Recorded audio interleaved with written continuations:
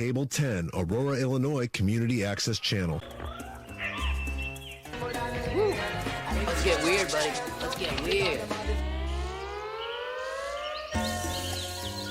Guys, where are we? Well, if there's a bright center to the universe, you're on the planet that it's farthest from. Welcome to the outer. Can't deny that view.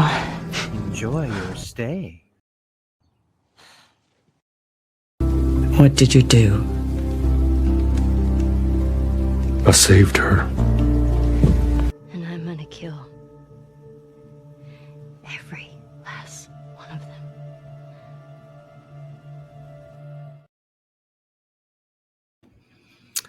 All right, yeah, I didn't really feel the need to change it anymore. I think that it's really impactful starting with that. Maybe going forward, maybe I'll change it a little bit here and there.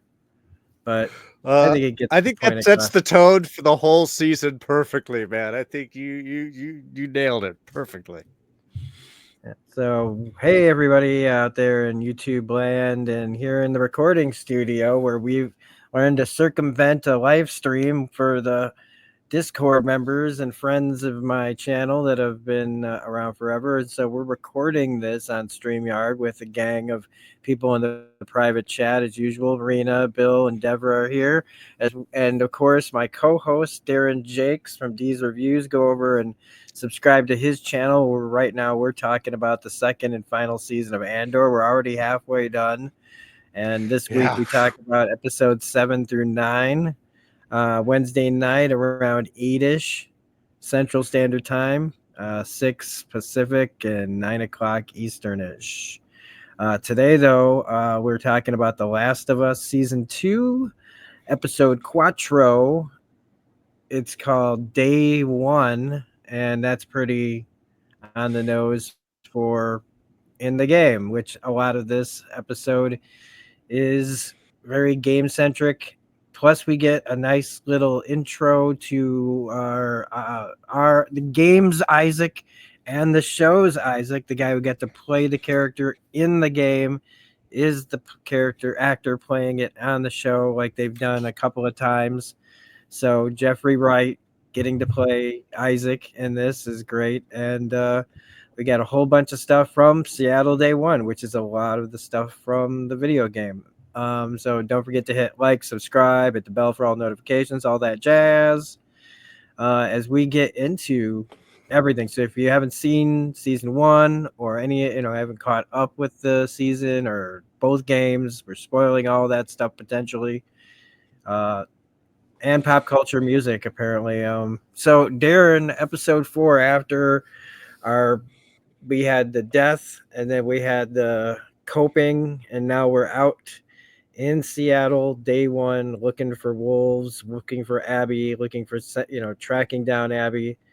And we got a bit with one of our leaders, like the leader of Abby's group, the person that they have to take orders from, played by Jeffrey Wright in this. What did you think overall of this episode? Well, yeah, look, anytime that you can use Jeffrey Wright, you do use Jeffrey Wright. I didn't know that he played Isaac in the game. Again, this is kind of my thing as we go through all this. I get to learn about the game as we're all watching the show. And yeah, if you're going to bring somebody back, he is definitely worth every little chance that you can to pull him in. He's amazing. He is astounding. He owns the character very immediately, and you kind of get an idea of the dynamics that has brought this town here.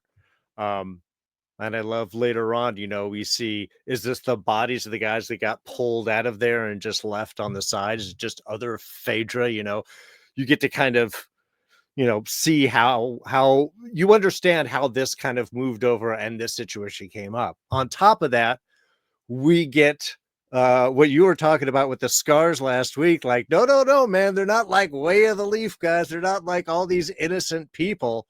And sure enough, we have them, stringing people up and slicing them open, and they have their own religious cult thing. So Seattle is uptown. called very, very accurately, very quickly by the two new people coming in, and I think they just did an amazing job. It was intense. We got our little moments. We got our introduction. We got to see the dynamics of really how Dina and Ellie are going to be playing off of each other. She's the heart and the head. Dina is, while Ellie is like all forward and go and kill and revenge. So that push and pull, I think, works very well in their favor because they both do have the same goal. And but it didn't surprise me that we got to have our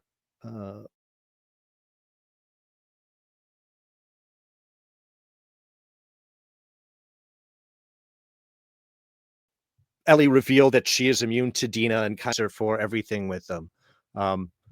So yeah, and a lot of action. So they managed to pull everything off on this very, very well. To give a long-winded answer to your question. No, that's exactly how I wanted you to run the gamut of everything. So I'm glad that you touched on all of it. Yeah, because this is a very game. Like a lot of this is directly from the game, sped up, of course, because you can't just. If they were to do every single thing in Seattle day one, I mean, they would have been. I was kind of describing it to Bill. I was like, well, if they really wanted to do day one, they'd be going through the bank and the courthouse and the record store and talking and having all these conversations, and probably wouldn't have even had time for the Isaac stuff. And maybe they'd end where they find where what Tommy did to some guys at the hotel. I was thinking that would be about it. But we also knew that the Jeffrey Wright stuff was in here. So I was kind of surprised at how much they got done and how we got to the theater, which is the big, kind of hub for Ellie's group in Seattle. All this is here. So as far as game stuff goes, I was happy from beginning to end. This is another incredible episode. I can't wait to listen to the podcast that I again talked about. We're not going to pop up every week. Here's the HBO podcast. About it. I've shelled out enough for HBO and Max to talk about that. But I can't even think of anything I would really complain about other than they're trying to fit in stories like this. This is a really focused episode until it shifts over to Isaac. If it had been mostly an episode about Isaac and the wolves, just being more focused. That's the only problem I have. It's the only thing. It's a story structure thing, but otherwise, it's all really good. The one actress that returns to it, she's another HBO, longtime HBO person. I can't remember. She's the mom on Euphoria. One of the moms on Euphoria. She was the angry waitress in the movie Waiting. If you guys remember that. Oh movie. God, yeah. She was the. She is in waitress. So many things, playing so many different types of characters. Yeah. So in this, she's obviously somebody running a neighborhood, or whatever. And I think just to get right up to it, we're gonna talk about the Jeffrey Wright stuff first. And then we're going to get into all the rest of it. Jeffrey Wright, great in the game. Doesn't look. And the thing is I wonder if they cast him going, look, we're going to make this. This is going to be a show. And you're going to get to, when we get to the show, we're going to cast you immediately as this guy. And you're going to get way much more. Because in the game, he doesn't really get that much at all. We get this introduction to the guy. You see a little bit of an interrogation scene, and then you kind of see him at the end. There's not really, this guy really isn't in the game, and they kind of I was excited, and I thought he was going to be in it a lot more. But here it is really paying off. Again, fleshing out this guy, seeing what he's all about, because you don't get that backstory in the game. You don't get to find out that this, and if they say it, it's something that blows right past me, and I didn't listen. It'd be one of the stories that they tell. Yeah, Isaac was ex-Fedra or something. I don't remember hearing any of that. But starting out this episode with these guys just talking, and it's kind of reminds me of the bathroom scene in Reservoir Dogs with the cops all talking about just a situation they got in with some stupid citizen and how they talk about us, like how you get these guys with like they just mouth off and talking about the people they're supposed to protect like they're nothing, like they're the problem, like calling them voters. And you think this is just going to keep going on to like what would usually be predictably they'd all get like attacked by like the group that they're talking about or something. That's usually, I feel like, the comeuppance of like characters that are spouting off this and laughing. And instead we get Jeffrey Wright sitting there telling this like one green behind, wet behind the ears guy that seems to, he's definitely not experienced what a lot of these other guys have experienced. But Jeffrey Wright coming in to say, we call them that because we took their right to vote away. And we use it to mock them. And you go, okay, what's up with this guy? And you still think, like, up until the moment of something, I had no idea he was going to suddenly betray those guys. Like, it's so well done. Because you just think, oh, he's just a hard guy, and that the people really in danger are the people he's about to talk to. We're about to see him be really awful to. After that speech, it didn't convince me that he wasn't also going to go out there and beat some people down with his gun. And that he was maybe bringing that guy out there to show him, if you want to know why we really are rough on these people, you're going to find out these people are rough with us. And instead it gets flipped on its head. Grenades are tossed, and he's taking out his own guys and telling this wet behind the ears guy it's time to make a choice. So ex-Fedra turned, I guess, wolf, depending on who all these people are. Because they just feel like, just regular citizens, people protecting a neighborhood, probably have connections to the WLF.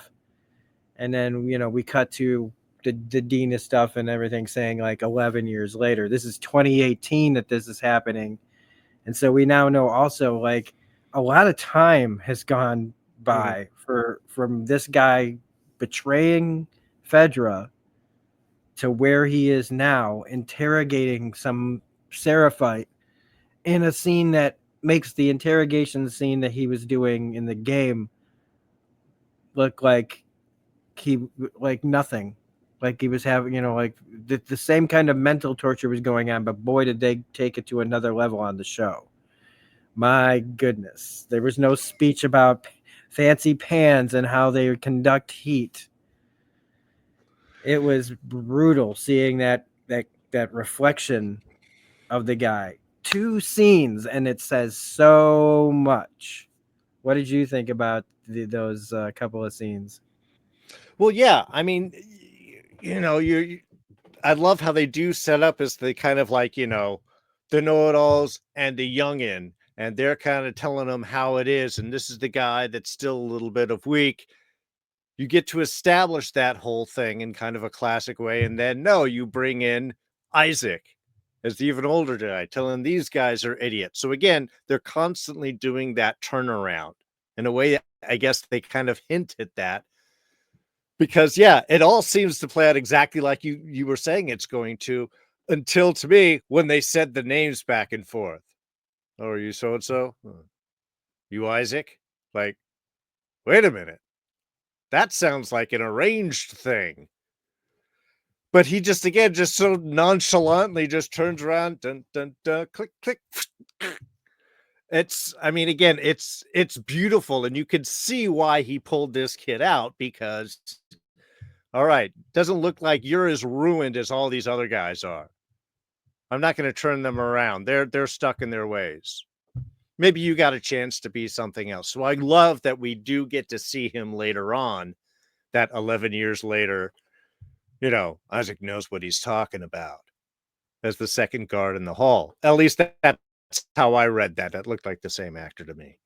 But yeah, and then you have, again, there's so many of these that are like tropes, but they do it so very well. And I think part of it is because their sets are always so great, and the The lighting is always, they take their time in doing it. This would look like some videotaped, Rent-A-Kitchen on most other sets. And here it looks like this ancient, grimy things where even these fine pans have the wear on them because you can't quite keep on top of that color shining, that copper shining all the time.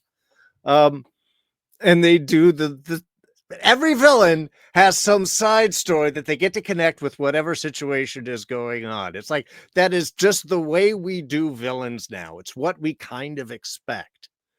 So even when he was talking about his stuff, I'm like, okay, this is definitely him being the bad guy.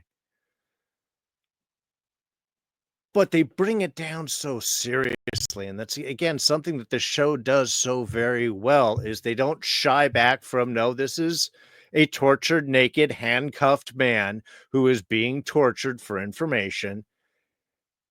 And yet this psycho is ready to offer his hand up and be tortured even more, as opposed to give its things up. It's like so very quickly they establish all of these relationships.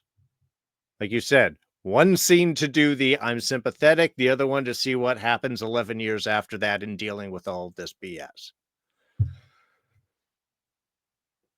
But it's done so well and so just succinctly, and it gives us a chance to, again, fill up the rest of this episode with all of these other activities and things to make us feel like we've really gone somewhere. And that is something this show does. And I think most of your real premium shows do so very well, in the density of the drama and storytelling and how well they're able to establish those big differences there.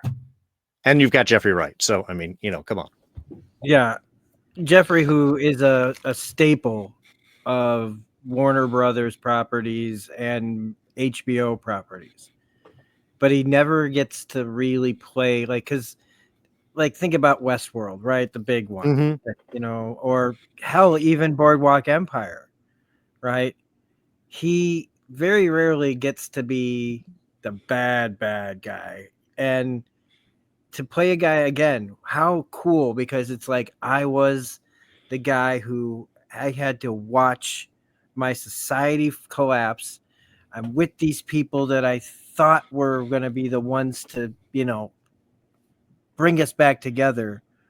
And now I'm siding with the citizens who are also I'm going to feel betrayed by, because eventually they're going to meet this prophet who's going to turn a whole bunch of them into people who want to run around in the woods and attack him. And it's like, after all of that work, now he has been whittled down to crush them, these people, and how it's another division in whatever happened there.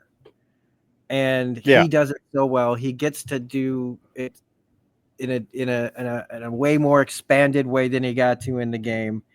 But also, then in the interrogation, when they talk about when he's frustrated and they're both frustrated, and he's like, you killed a kid. You shot him with an arrow. You killed him in the head. Well, you kill our kids. Well, not on purpose. Well, boom, boom, boom. And it's back and forth. We kill because you kill, because I killed, because we killed this. And it's just back and forth, back and forth. And you can tell that he understands this. He is upset by this, but he is also over it. That whatever reasons we are doing this, it is time for you to, I'm going to end you, because somebody has to win here, and it's going to be the people with the guns. You guys are out there. It's cowboys and Indians, all over again. We've got the tech. We've got it'll just overrun you. This is pointless, but I'm still going to do it. And at least he does put the guy out of his misery. But I loved his counter to Isaac's argument in that as well, which was actually, it's like, how are you going to win? We're technology and you're, bows and arrows, because every day one of you becomes one of us. Yeah. And never do any of my people become one of you. So in a long enough line of attrition, and that's I think what really kind of frustrated Isaac so much. The point is, in a battle of attrition, yeah, Isaac will lose in that instance. It's just, it's almost like feeding the zombies, you know? It's like their number just kind of grows and grows. You hack them down and they regrow like the freaking mushrooms.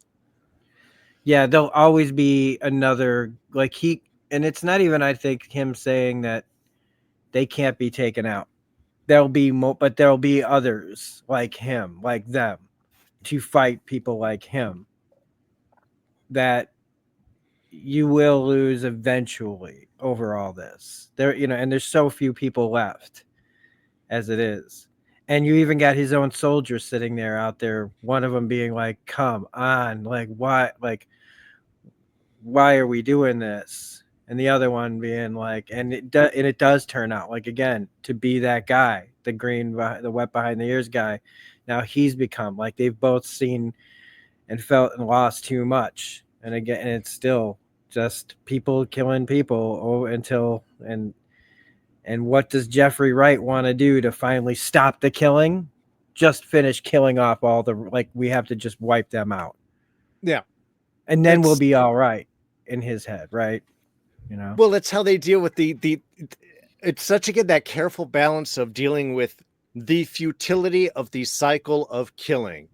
You kill, I kill, you kill, I kill. We got the same thing going on between Abby and Ellie. You kill, I kill, you kill, I kill. That's going to be the back and forth that goes on. At some point, somebody has to say enough. At some point, somebody has to stop it. And yet, in this type of apocalyptic environment, that's like the one thing that people can't do. So it's like, yeah, I would love to stop this, but I've had enough of this wanting to stop it. It's not going to stop until I stop you entirely.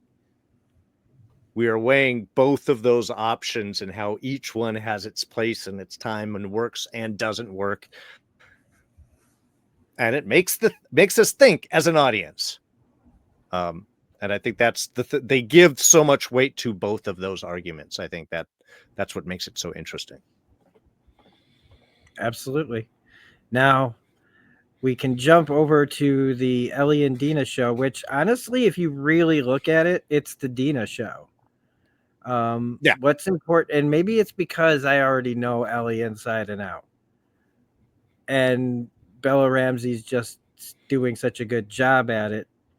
But so much of this is about Dina. What we see from her perspective in this, we don't, I know when they go into the pharmacy and she finds, the monostat stuff, but then when she holds on to something that we don't get to see. Oh yeah. I'm like, pregnancy test. It's how are they going to do this and how are they going to present it? So she's going to go to all of a sudden she finds something and says she's got to go to the bathroom. So I hope a whole bunch of people in the audience were like, that hadn't clued in on that yet. We're like, oh. But then, after that, we know that when she goes out to the horse, she knows whether she is or not. And everything else after is going to play a part in her head. Because Dina's that kind of person. She's got to figure out things. She's got to, what do I do now? I'm still committed to doing this. And then we get our nice, little looks here and there. We get the record store, which is one of my favorite parts of the game. The only thing I didn't like is that they didn't throw in a Pearl Jam reference because Neil's a huge Pearl Jam fan. I'm a massive Pearl Jam fan. I put it in when the Pearl Jam t-shirt came out for the anniversary of The Last of Us with the clicker on the front and just says Pearl Jam on it. And the song that Joel sings is Eddie Vedder's song. And there in the game, there's a big lightning bolt poster in the record store. And I was like, please give us one. And even when they were in the woods and they got to pee in the bands, in the bands category, they didn't do pee. They left it hanging there. So I was really hoping for a Pearl Jam reference. What are you doing, Neil? You're dragging it out. Show your love for Pearl Jam. I'm just kidding. No, do it. No, I'm just. I want it. Okay. Everybody looks for their Easter eggs. I want the Pearl Jam Easter egg. But everything about this, also the way it all looks, the overgrown Seattle, the nature taking over everything in this, the record store just being like half a forest inside. It's very cool. The design and the production is so good. The playing of the drums from the game and everything, and her finding the guitar and playing the same song from the game, and it being Bella Ramsey singing. And in this moment, right, with all of this beautiful moment happening, and as soon as Dina hears her start to play and she up there with their eyes widen and she's listening to her play, you can see her fall in love with Ellie. You can see her come to the decision that we know she's thinking about her pregnancy and everything that is going on. And while she is singing, you see that change. You see her make the decision that I'm in love with this woman. And again, like I said, so much of this is about her and how she's dealing with this. Ellie's having this great moment.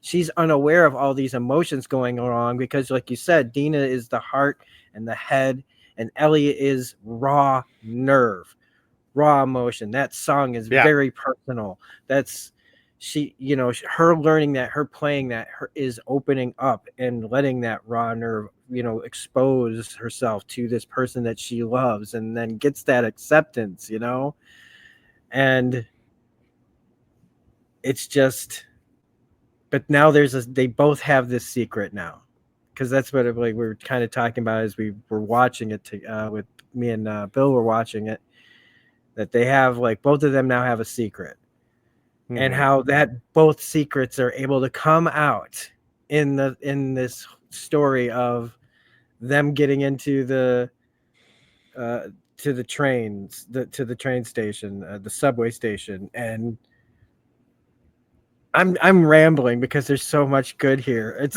is good. Yeah. So let's hold with that first part, because it's it's like, look, I was falling in love with Bella Ramsey as she was playing the guitar right there for that. The way that they set that up and how they had really built that emotional connection.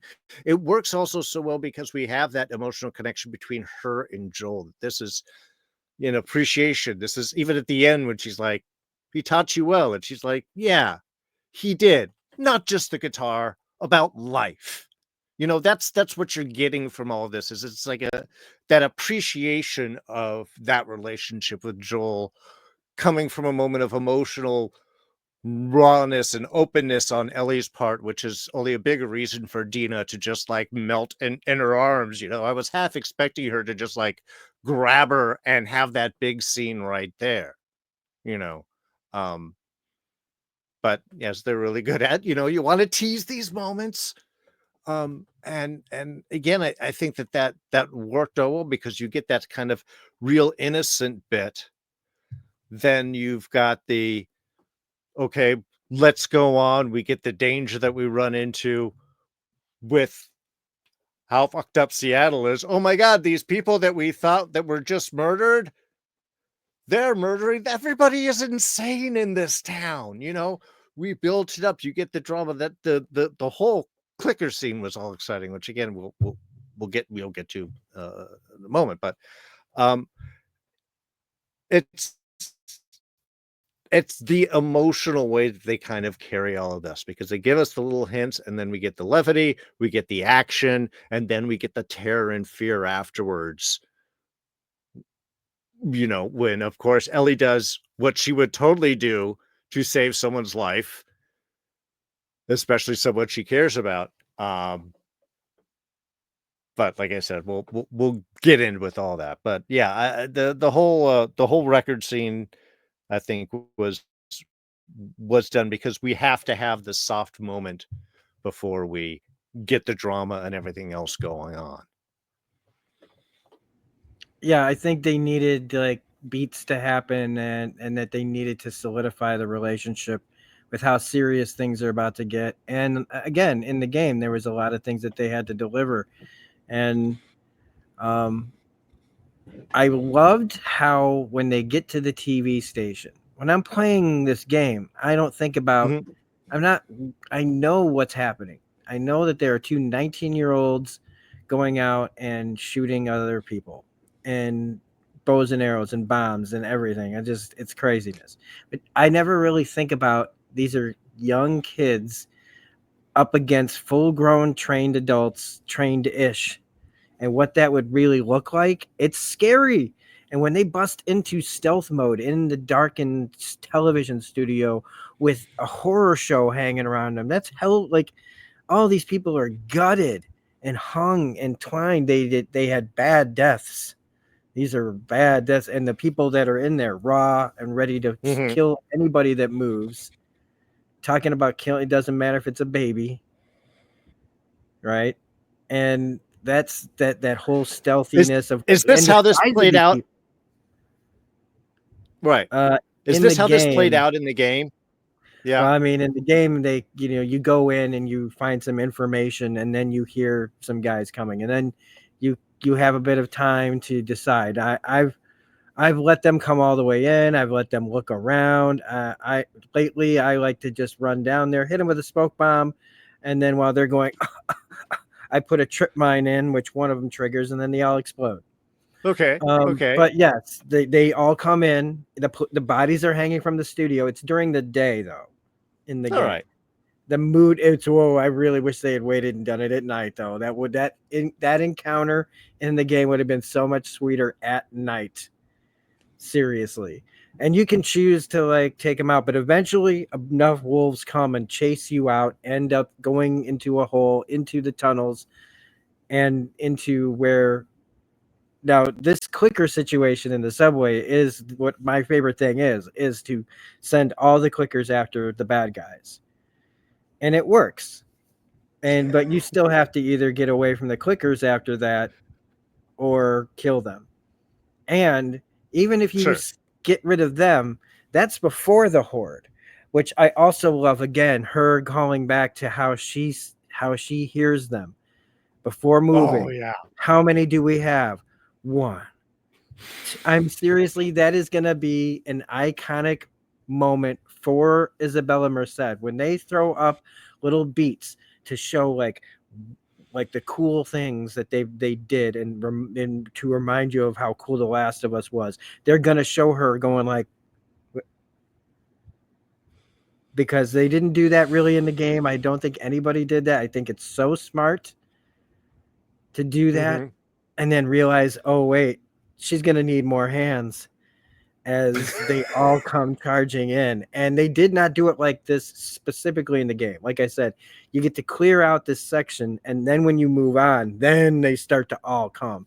And that's when everything tumbles over, and you're getting chased through the subway just like in the show. It's in the game. But what happens is Ellie has to give her the mask because of spores. And that's when she has to convince Dina to not take it off. Don't worry about me. Whatever you do, don't take this off. I'm fine. And they lead her out. And when they get to the theater, that's when they deal with what they deal with. But I think that it's even here, it's done better. Her putting her hand out to get bit in front of and how do you deal with that? It's the same thing with like, that kind of, how do you deal with something that's happening in this kind of immediacy, like Abby knowing it's Joel saving her life. At the moment, you just let that person save your life. You just have to get out of there and then deal with all that after, which we do. And again, the production and how they did all the clickers smashing into things and pushing themselves through, and the clicker design is just still it's such nightmare fuel. And yeah, we get to the theater, and I didn't know if we were going to end the episode on that moment and then they were going to carry it over to whether or not she'd reveal it. Yeah. But no, I mean, we get right to it here. It's a little underdone, because she sits across, but in the game, it's much faster. She's just like, look, this is the old wound, blah, blah, blah. But they do it better here, I think, in the fact that this is where Dina then gets to expose her secret. Ellie just told her the one thing she was never supposed to tell anybody, and the only chance to save her life. I love how Dina had the flashlight in her eye. We couldn't see her face. She wouldn't move it. It was because like I said, all from Dina's perspective, she is catching up. And the only thing that Ellie gets to add then is when she finds out, okay, I accept that you're immune, crazy. I'm pregnant. So then we have their moment, and it's nice. Ellie talking about, I'm gonna be a dad. I'm gonna be a baby. We're all gonna have a baby. We circle back to the sweetness, Yeah, and we're gonna go take out these people together, hand in hand. Just again, some of this should just annoy me, but I can't. It's just too well done. The characters are so well realized. People are acting like how people act. And we've talked about this every episode. Same as when we talk about Andor. Like, we're getting a lot of realistic ways people behave. And finding out things the way that they find out is also realistic. And it's just so powerful. And like, what are your takes here on this? Well, I want to jump to some of the earlier stuff, but first off, that whole scene where we had Dina watching Ellie with the flashlight, and you're right, you just see the light. And to me, as the audience, I was watching the gun. You can just make out the gun barrel behind the light, and I'm like, is that going to waver to the side? What's going to be the clue of what she does? And it does. It's like that goes and the light is. So it's like all danger and blindness, and then I reveal myself, become, open again, vulnerable again. And the fact that her response is not even really an acknowledgement of what Ellie's situation is in any verbal sense, but of saying just, I'm pregnant. It is. It's like that unheard of, and like, okay, you revealed my secret. Here is my secret. And again, it was just, it's a perfect way to kind of break all of the tension that they managed to build so well. And yeah, you get to, it should be annoying. And again, there are some of this tropish stuff, but I think because it's not ham-handed, and if anything, things are underplayed in any of those moments, I think that works a little bit more. We're seeing less. I mean, the camera work is great, and the acting is great, so we get to see it in the characters' faces, but it's not huge, obvious swings, and I think that's what helps it feel much more realistic. And you're right. I love that Dina has that, I can detect how many are coming. That is my special gift in this adventure. Oh, we have one of us that's very good at discerning how many clickers are in a spot, if there's not too many. So we know how safe or dangerous it is. It's a totally perfect, useful trait. And it's great to have a unique trait for her, considering that Ellie is immune. I know how many there are, but they won't hurt me. They're each giving some of that. And I think what the show does very well, you're right. Changing the TV station tonight is great, because to me, it gives all of those stealth opportunities. How long can you stay hidden? How much can you get away? We get to see Ellie being a bit of a badass, jumping that guy. But for some reason, I was thinking like, oh, she's not going to kill him, or is she just going to knock him out? Or then all of a sudden it's like, oh no, knife to the neck. Oh, that's right. Have to kill all these people. They carry their momentum very well. Once they start things up, they carry it through. Everything builds and drops in very satisfying ways. And I think that's just part of the quality directing that you have in this also, because things don't feel stuttered. Once we start this ride of the wolves come in, we got to get away. They come up, we run, barely escape. And then, okay, great, we're through. You get your breath before they're here. We have to hide. What's that sound? Danger coming up, clickers, and then the whole mob comes. So yeah, it gives that nice wave that they do very well. And yeah, so it just makes it frenetic when they're running through the subway cars and they're breaking through and they've got to trade off and all I'm thinking is Ellie's got to get bit at some point. That's got to be the big thing that's going on. There's too many people. I'm waiting for the conflict moment. And they savor that so well. They all handle it so perfectly. She gets pulled up out of the top. They're able to run away. They're able to get over the fence. They're able to get up to that last thing where it's like, and all I'm thinking is, try the other way. Maybe it spins better the other way. Again, that tension they hold so well.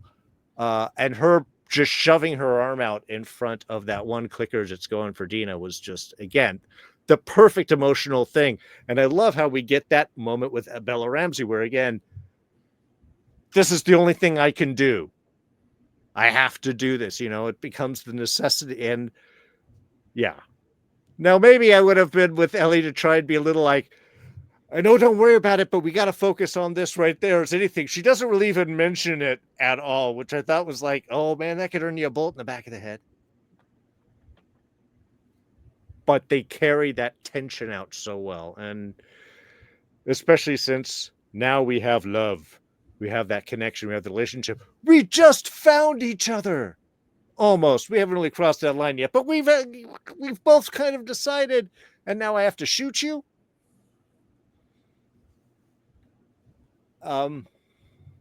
Again, they do it fast enough where they can cover all of these ups and downs and still wrap up this storyline so we can leave at, day 2 on the next one. And I think this is also probably where we might end up getting our Joel flashback to this is why Joel and I had a thing. Yes, I'm immune. There was this thing. I'm wondering if this is where we get that breath moment to reflect back and get that story. But I was also wondering if that might pop up on this episode. So, I don't know what they'll end up saving that for. But it feels like, well, you've got to tell me the story of how you're immune. The how did you get pregnant? Again, a little more straightforward. You don't really know him. We already got that covered real quickly. So now that you know that Dina's pregnant, how scared are you now about her surviving the show? Oh yeah, totally dead. She is so dead. She is so dead. I mean, by the rules of most things. I hope she's not. I love Dina, and I would be very hurt. It's a very unfair world that they live in, I know, that's what I'm saying. Look, there are rules. We all know the rules. If you're about to you're about to retire, you're about to get married, you just got married, you just find the love of your life, you're just about to, yeah. These are all those people, you're black. Look, I'm sorry. They've changed that a lot lately, which I am glad. They've usurped a lot of those expectations. But yeah, typically any minority character, any love interest, yeah, you're doomed. And that's gonna destroy Ellie. I don't even know what she's gonna be like in part 3. Well, we'll have to just find out. This is gonna be the torture for you. Oh yeah, of getting through this. I like that Rena puts up something I was trying to remember how they said it. Secrets are no fun. Secrets hurt someone. That is the correct way of saying that. I love it. And there's still, now Jesse doesn't know that Dina's got his kid in the oven, and they're having a whole modern family and the new modern family in The Last of Us. So I think that's pretty much it. Is there anything else that you got for this episode? No. I mean, again, it's a very little notes taken. I think it was very straightforward with the story that we're telling. I love how they have the setup now. Obviously, we leave with a vision of a much bigger and more dangerous city than either of them really expected. And apparently the place they need to go is right in the middle of that firefight, which, you know, that's not good. Yep. That's where Nora is. But again, this is real crafting of shows, movies, episodes within themselves, and certainly over a season is a series of, again, highs and lows, builds, releases, and slowly building up the expectation, expanding the character story and realm and the possibilities of what they can do. They enter the city in the morning thinking, we're going to find our small little group and take them out. And by the end of the day, it's like there are massive warring factions and they have artillery at the very least and numbers. And we are still going to go in and do what we came here for. You know, and is that going to be the real question going back and forth between them as they go on? How committed are you going to be as the stakes get higher and higher? Is it just about revenge and killing, or does it become about something else? You know, that's the great thing about building up these stakes is it makes the dangers more, it makes the possibilities more, but it also makes the questions on why are we doing this? And I think it would be an interesting point to get to, like, is revenge worth risking a potential future? Because that's real media storytelling, and that's always where people make the biggest mistakes, which is why I'm very sure that's a point we're going to get to in this story. And I'm really curious how everybody else that we haven't met or just barely meet are also dealing with those circumstances from their own point of views. Yeah. Yeah. And the game, just like the show, is doling out that information in a way to make it even more dramatic and a more of a smack to the face of, like, realizing in 1 second you're rooting for someone to kill all these people, but what if you see those people in a different scene, in a different light, and realize they're just people, they're not really doing nothing, and somebody just rolls up and takes them all out for being not involved in any of it. Now, whatever they have against with the scars and themselves and everything, it's like, it's one of the things that this show and game is doing best. It's just putting that mirror up to ourselves that no matter what situation we're in, zombie apocalypse, fungus people, MAGA people, whatever, we just all end up hurting each other for what? You know, when you break it down in the end. And, you know, I had to like your stuff was all super up. I had to bring it back down. It's the ebbs and the flows of The Last of Us, of like the hope and the reality. And here I am bringing that big old bucket of water. Say, kill your precious little darlings or something like that. I don't know. Yeah.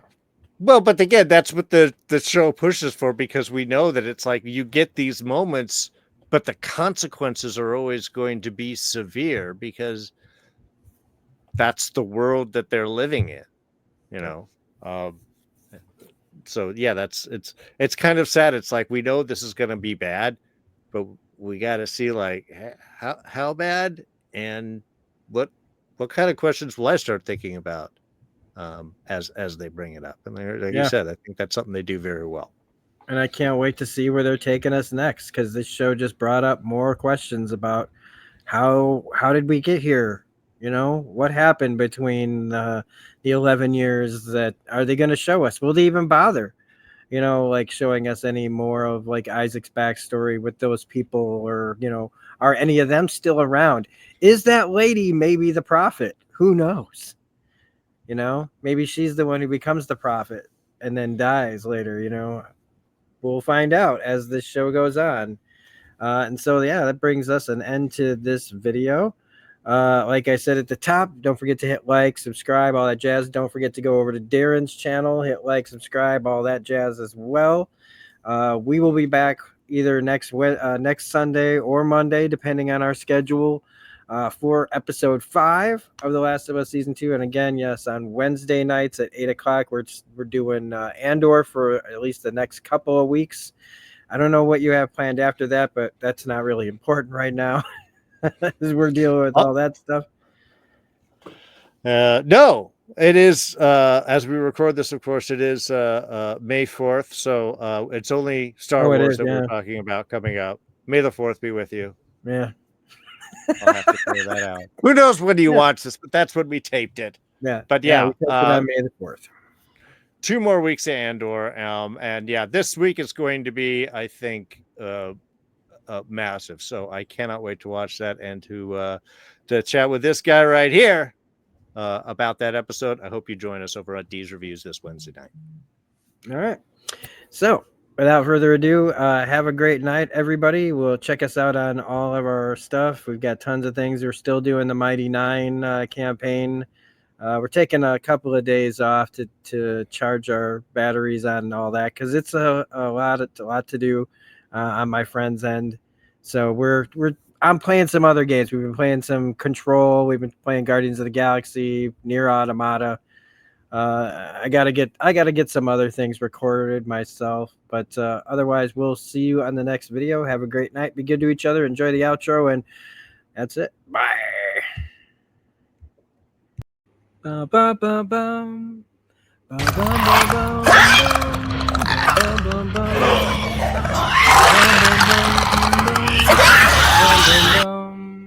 Ba ba ba bum.